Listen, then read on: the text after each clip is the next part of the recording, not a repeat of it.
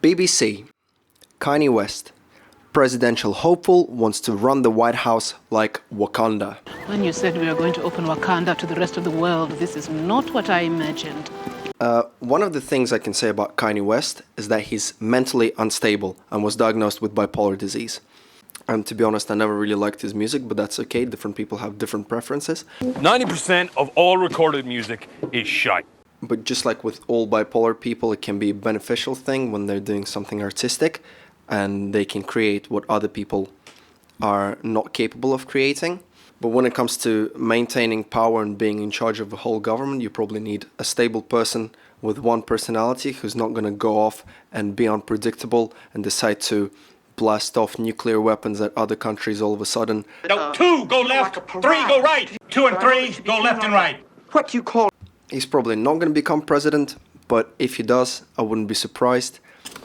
Like Donald Trump, huh? And the most interesting thing about Kanye West becoming president, Kim is that Kim Kardashian is going to be first lady, and her massive ass will get the attention of all the cameras. Cause with this hair and this booty, it's like walking around with a black Amex. CBC News. Harvard announces all classes in 2020-2021 academic year to be held online. You study the material I send you. One of the most prestigious universities has decided that this year's classes will be held online, yet the tuition fees will remain the same. Yeah, but that's not fair. Yeah, life's not fair, kid. Get over it. At approximately $50,000 a year for local US students. For overseas students, it's even more than that, so don't get your hopes up. What this tells us is that the quality of education will probably go down, so no matter how many times you can tell us that the full emotional spectrum can be given to you via Zoom, Skype, and other online calling platforms. I need somebody to talk to. I'm a friend.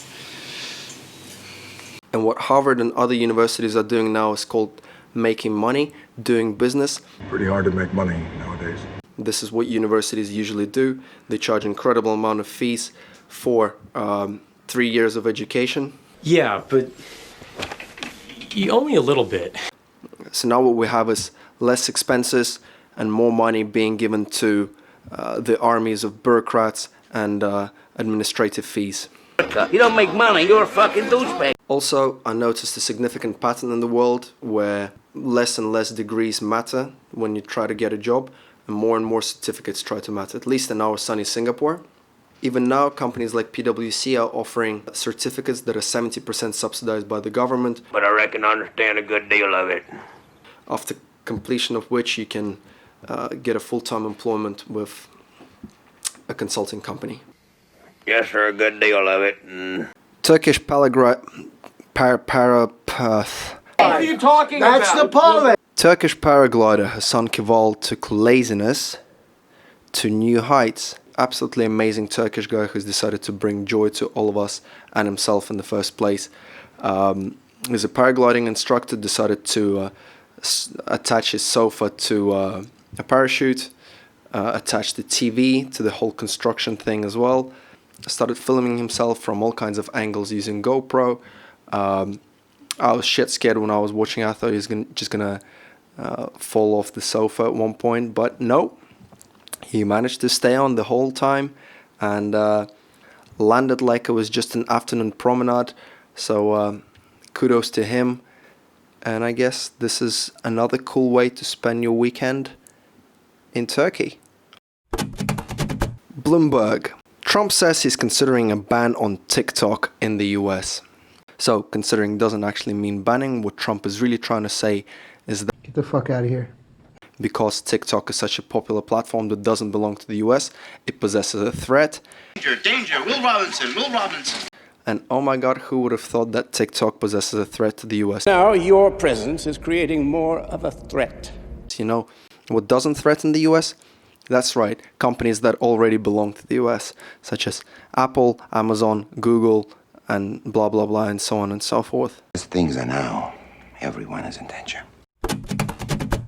CNBC. Amazon told employees to delete TikTok from phones, citing security risks, then changed its mind. Never mind that now. Never mind that. And of course everyone started panicking and writing about it and saying that, oh my god, Amazon is banning TikTok. But we're fucked. Why Amazon? Why not any other company? None of this makes sense. So they have apologized and said that it was a security error that they sent. Anyway, forget about the whole thing. Amazon is not removing TikTok. Life moves on. Never mind that now. Right now. TikTok could pull out of the Chinese ByteDance to avoid ban in the US. TikTok! Don't abandon me when I'm sulking! And to finish off our TikTok trilogy, TikTok. the company ByteDance, which owns TikTok and runs it in China and across all the other countries as well, is considering to tell Trump that, oh my god, don't ban us in the US, we have 40 million users. What else are you gonna ban? Honey. We need the money. How about you guys buy a portion of our stocks in the US? I don't want to buy it. I just like it. Of course, the greatest democracy in the world, the US, is not a fan of having other countries' applications located in the US. No, only us. Because who knows what they're doing. TikTok has been accused of spying on people and giving the information to Beijing.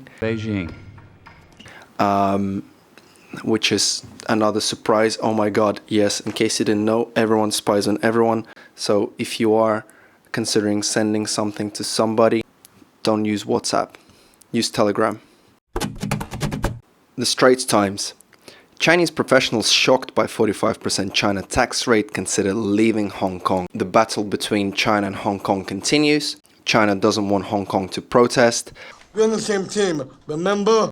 China keeps implementing all kinds of different laws that they can to influence Hong Kong. So one of them is increasing the overseas tax. So just like in the US, people that live overseas but are American citizens, they have to pay the US tax regardless of where they live. Damn the rules. Bye. Hong Kong granted 340,000 visas to Chinese nationals over the last 5 years. If all of them end up paying a higher tax, most of them will move back, which will cause incredible economic damage to Hong Kong and continue to limit their powers.